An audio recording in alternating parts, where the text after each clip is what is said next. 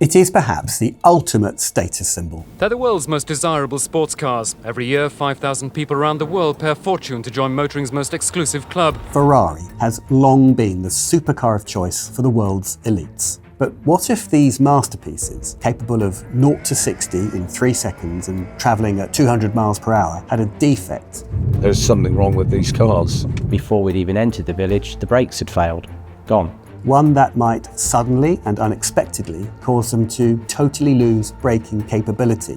I pressed them so hard that my back started to slide up the backrest of the seats. Those are the words from a court case against Ferrari. Through my investigation, I've been to see several Ferrari drivers whose stories will make your hair stand on end. And that's when it went up there, took them out, and then ended up in that hedge then.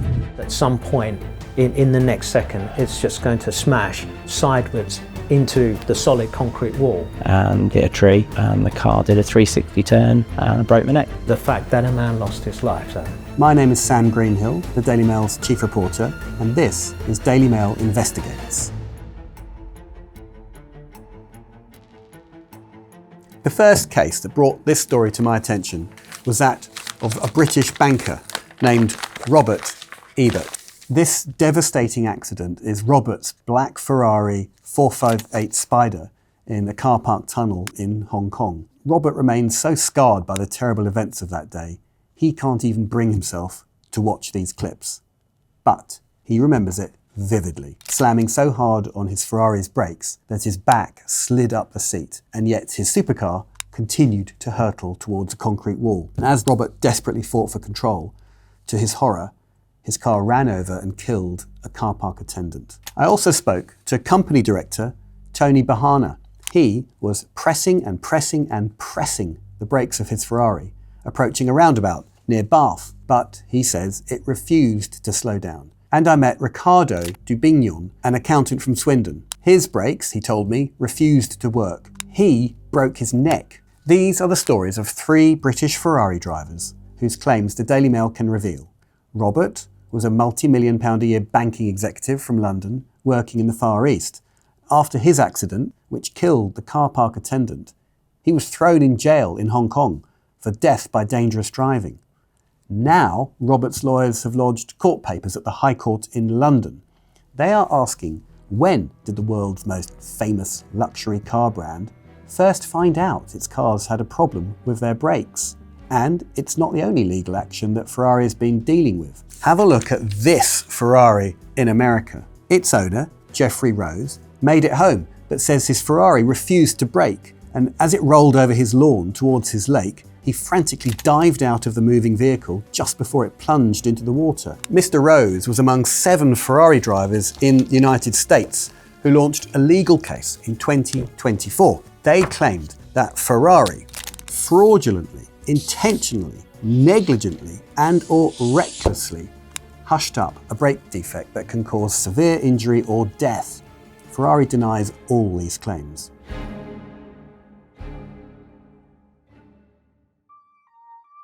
Robert is from London. He's a married father of 1. In 2015, he was a senior banker working at Deutsche Bank. He was earning several million pounds a year, and he bought himself a black Ferrari 458 Spider for £400,000. That's about $500,000 US. Ferrari drivers, they know they're not the most popular. But I'm telling you, Robert is about as far removed from the image of the brash, flash, Ferrari driving idiot as it's possible to be. He's softly spoken, he's thoughtful, measured, and he's highly intelligent. And he has an ingrained sense of right and wrong. And I know how utterly haunted he is by those awful events 10 years ago. Now, here is where it happened. You have to go right round the world to Hong Kong. There's Hong Kong Island, and that's where Robert lived, up at the peak over there. And this building here is his office building. His desk was in there. So he would drive every day down through Hong Kong Island and then through this undersea tunnel just here to Kowloon side. And you can see he would emerge here on this road, go through the toll gates, and then this is his office building here. And underneath this whole complex, there's the underground car park where he parked his car every day. So he'd go up the slip road, drive across there, and then come down here, do a left underneath the underpass. Now this is the tunnel where the accident happened. And you can see that it's underground, so it's dry, it's well lit, and there's no pavement, so there's no pedestrians, and there's no other roads in or out. And Robert says there were no cars on the road apart from his. But he does admit he was going too fast. You can see the speed limit there, it's 30 kilometres per hour. He was well above that. Now, when I spoke to Robert, this is what he said about that day. I'd driven that road hundreds of times, and I was very well aware that over 200 metres at the end of that road was a 90-degree corner. That is a corner that needs careful negotiating. I accelerated the car for 1.5 seconds, and I knew I was well in excess of the speed limit. And the fact that the road was empty, and the fact that there cannot be any pedestrians, and there couldn't be any cars coming in or out of that road, and there were not any cars behind me, does not give me the right to break the speed limit. I completely understand that, but I did that morning for 1.5 seconds. Robert accepts he was speeding, but he had a lot of space ahead of him. Trouble started when he tried to brake. Look at the brake lights coming on, captured by this camera a little way along the road. That's Robert's car there, and you can see the brake lights at the back of his Ferrari flashing red. Now, this was later measured to be 84 metres from the corner. That's about 275 feet, and 118 metres from the actual accident, which is almost 400 feet. Even a normal car would be able to completely stop in half that distance. But Robert's didn't. And I pressed the brakes as hard as I possibly could. And the next few seconds is a little bit of a blur. But at that moment, I remember this one thing. I pressed them so hard that my back started to slide up the backrest of the seats. At that point, the car appeared not to be slowing down at all. And as it slid, the only thing that I could think of was at some point in the next second, it's just going to smash sideways into the solid concrete wall. You can see Ku Lapchi. He's a 53-year-old car park security guard sitting on a metal chair. The next few moments of this footage are harrowing, and we are not going to show them. Robert himself remains too devastated to watch it, but he remembers it all too clearly. But the car slid to the left, and it transpired tragically that there was a man, a security guard, that had been sitting on a low chair monitoring the barrier that would open and close to let people in and out of this car park.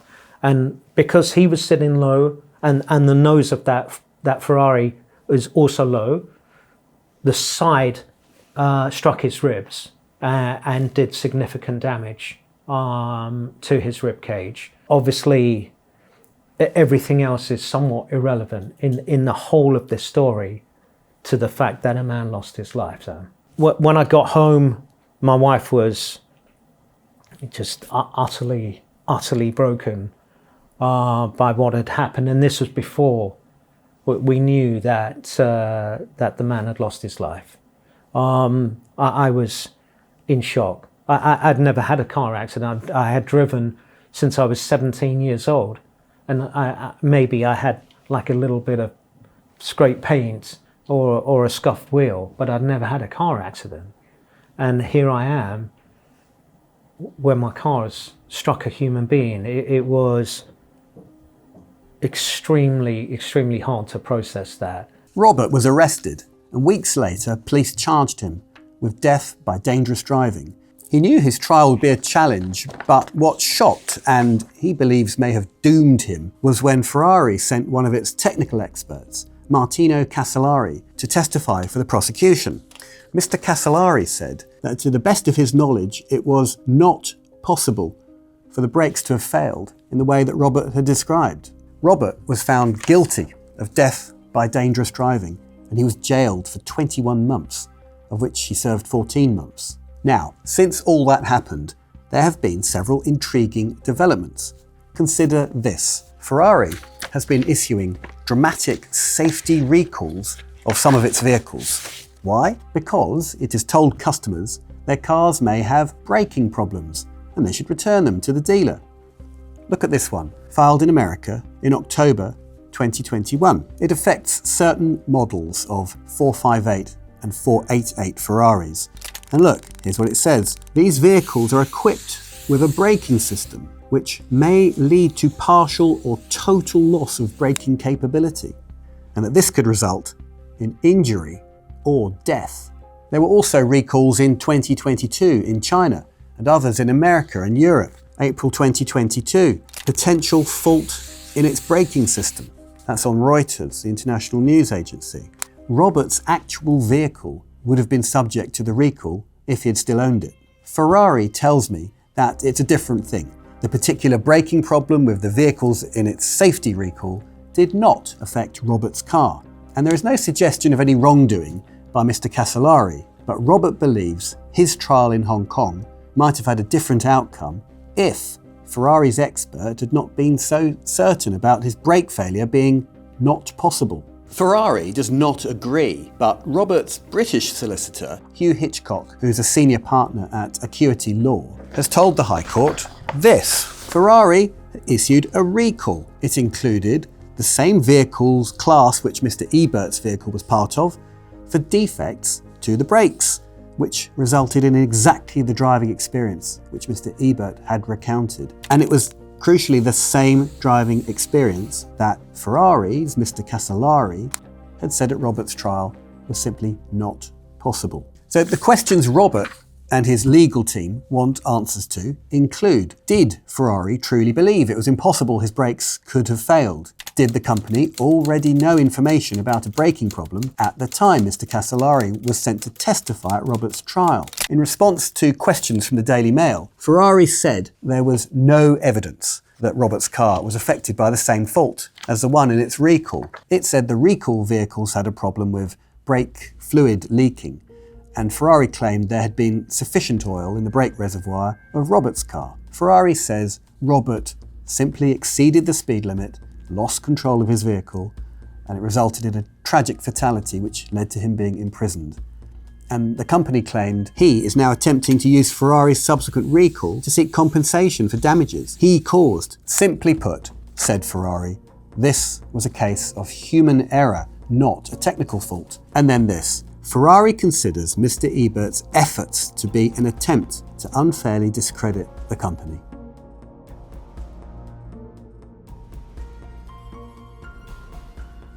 Ricardo Dubignon. He's a married father of 3 grown-up daughters, and on the 2nd of April 2024, he was driving his Ferrari 458 through Kempsford. It's a picture postcard, Cotswold Village. It was about 3:30 in the afternoon, and the primary school's children were coming out to walk home. Ricardo cruised slowly down Kempsford's leafy main street and exited the village around a sharp bend to drive away along a country lane. But he found roadworks, and so he was forced to do a 3-point turn and head back towards the village. He had about 100 yards where the speed limit was 60 miles an hour, and he pressed the accelerator. A moment later, he tried the brake.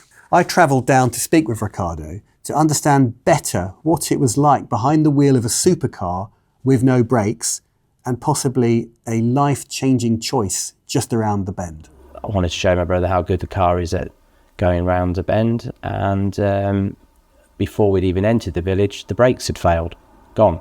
So I'm pumping the brakes thinking, no, I'll kick back in any second, I'm sure this is a temporary blip. And it wasn't. The brakes didn't re-engage. I was pumping through the brake pedal, and it did not at all even bite for a millimetre. So I'm going down through the gears, so I was in 4th gear and dropping down to 3rd to 2nd. That got me down from some speed. It took me from 60 down to 45 miles an hour.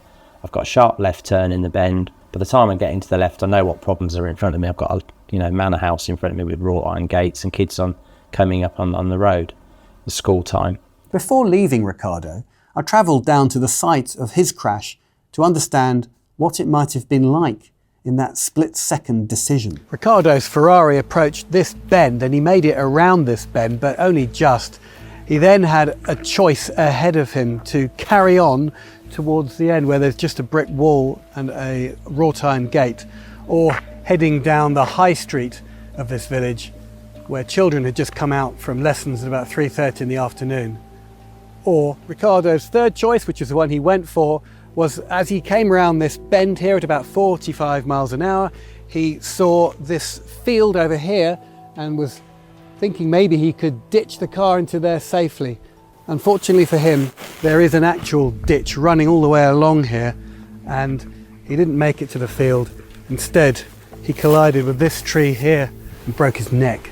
After I spoke to Riccardo, he showed me this, the X-ray of his broken neck. You can see he's had pins inserted into the vertebrae in his neck. They're still there. Do you have any comfort from thinking if you had gone into that village with all those kids coming out of school, it could have been a lot worse? Could have been any of them, could have killed anyone. I'm off to see another Ferrari driver, Tony. He was driving near Bath along a dual carriageway, and he was approaching a roundabout at about 60 miles an hour, he says, and when he was still quite some distance from it, he began touching the brake to slow down, but nothing happened. He then, as he got closer and closer, said he was pressing and pressing and pressing the brake pedal, but he said that had absolutely no effect, and he was trying to slow down using his gears, managed to perhaps get the car down to 45 or 50 miles an hour before he realised he was never going to make it round the roundabout. He went right across the middle of it and ended up in the hedge of someone's front garden. Tony now drives an Aston Martin. He says the brakes work fine on that. So I'm off the power and just cruising there like we're doing now, right? Right, so here's the signpost for the roundabout, which I've done like every day for 22 years, go to work. Right, I'm now applying the brakes, right? I'm now applying the brakes, moving over here, and lo and behold, we're coming to this roundabout here, which I'm now slowing down on now. Coming onto here, so basically I'm in that lane there to turn right, and it's about this point here where I realised this car's going too fast, and that's when it went up there, took them out, and then ended up in there. In where? In that hedge there? In that hedge there, yeah. So it's that point there you realise, hang on, this car's just not stopping. You were familiar with that road? Yeah. Every day for 22 years I'd driven it, going to work every day. I knew exactly where the roundabout was. What was it like when you were pressing the brake and nothing was... Rock hard, nothing. There's just no braking at all. And I didn't realise what was happening until it was too late, till I was on the roundabout, and I realised I was hitting that roundabout. But by then, because it was downhill, the car had actually picked up speed. So at that point, it was probably about 60 miles an hour when I hit that roundabout. When you read the story that Robert Ebert, the banker in Hong Kong, what did you think? I just thought, well, that's strange. That's exactly what happened to me.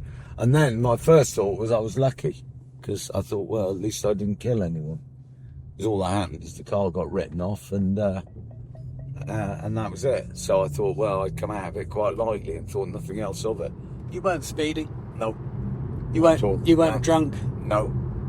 It was a road you knew well? 100%. And the weather was fine? Yeah. And how hard did you press that brake? Really hard. I was hanging onto the steering wheel, pressing the brake, and it still wouldn't stop it. As I said to Ferrari, look, I've got nothing to gain in telling you about this.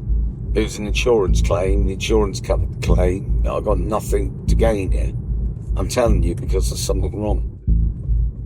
There's something wrong with these cars. Ferrari says it has no record of either Riccardo or Tony's cases. It says that without a formal complaint, there was no basis for Ferrari to initiate an investigation. In Riccardo's case, Ferrari said it cannot comment on the veracity of his account. And in Tony's case, it said, with no technical evidence presented, Ferrari has no reason to accept the claim of a brake failure as described. Ferrari adds, the safety of our customers is our highest priority. Should any credible, detailed and direct report be received by the company, Ferrari would, as always, act promptly and appropriately.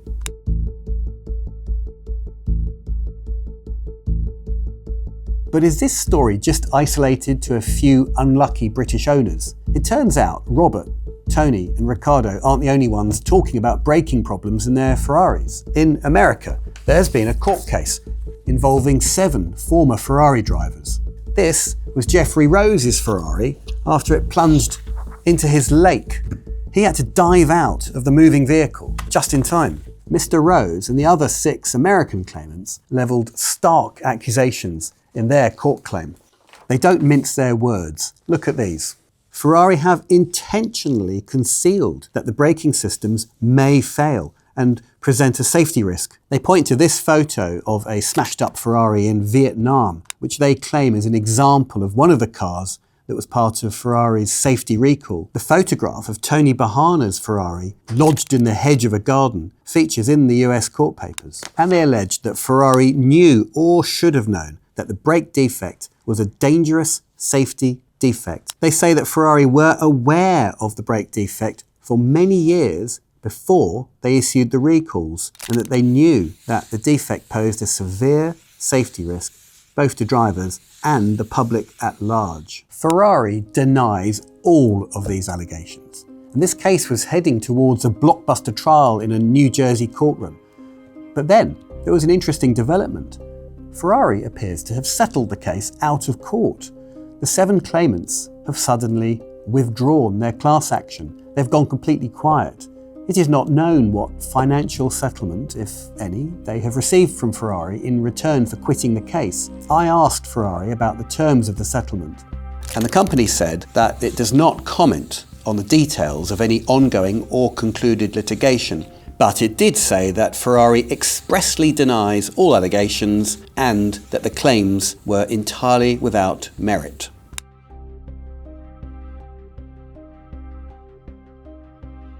So far, Ferrari's answers aren't good enough for Robert. I met him near the Royal Courts of Justice on the Strand in London. He told me how relieved he felt when he realised he was not alone. He has spoken at length to Jeffrey Rose, the American driver who had to bail out of a moving vehicle as his Ferrari rolled into his lake. It was a feeling of some kind of camaraderie, some kind of brotherhood. I'm not alone in this. I mean, I knew I wasn't alone, but I had never had such close contact with somebody or had a deep conversation with somebody who had exactly the same thing happen in exactly the same manner. I wouldn't say it was vindicating, but it was liberating in some way for me. Robert knows people will always blame the Ferrari driver. They'll say he must have been reckless, he must have been speeding. Well, of course, Robert has admitted he was going too fast, and he knows some people watching this will judge him exactly as the court did. But what if Robert is telling the truth about the brakes not working? What if they are all telling the truth? Isn't that a worry?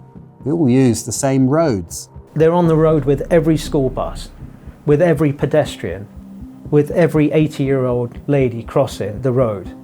And consequently, my focus is not on Ferrari particularly, or Ferrari drivers, definitely not Ferrari drivers, but on the safety of everybody else on the road, because I know 100% that these cars have a problem and their brakes fail, and I'm not the only one. I followed up with Ferrari after this and asked them about the crashes involving Riccardo and Tony. Ferrari said these two were unknown to it. The company suggested that Tony's accident was not a braking problem, and it added, Ferrari has always thoroughly inspected vehicles involved in accidents where a technical fault is alleged. Additionally, they write, in a statement, Ferrari said its highest priority is and always has been the safety of customers and all road users. It added that when a potential concern is identified, Ferrari acts swiftly and transparently to ensure that any necessary measures are taken to protect customers. Now, Ferrari says that the recall they implemented to address the potential brake fluid issue was effective. The company says all vehicles that received the remedy were restored to full compliance. However this story ends, there is one man for whom nothing can change anything, Mr. Koo, the car park security man. The 14 months in prison. Okay, well, I dealt with that. You know, it's so out of scope of anything that I could have ever imagined happening in my life. A global investment banker finding himself in a Chinese prison. I lost my career, my 31-year career, so all I ever knew as an adult. But I've dealt with that. We never forget, myself, my wife, the people that I care the most about, we never forget that an innocent security guard who was sitting doing his job lost his life unexpectedly because the brakes failed on one of the world's most prestigious vehicles. And every June 9th since 2015, we take time on that day. Happens to be 3 days after my birthday as well. So we have a celebration for my birthday, and 3 days later, we have a remembrance for a man that we didn't know, but had been doing his job, and his life was unexpectedly and unfairly taken from him. While some of Ferrari's problems have gone away with the Americans stepping away from their court case, questions remain. And one day, as Robert's court action progresses, we may get more answers. My name is Sam Greenhill, and this has been Daily Mail Investigates. If you enjoyed this episode, why not leave us a comment on your thoughts on this story? And while you're there, subscribe to the Daily Mail True Crime channel, where each week we release fascinating deep dives into some of the world's most extraordinary cases.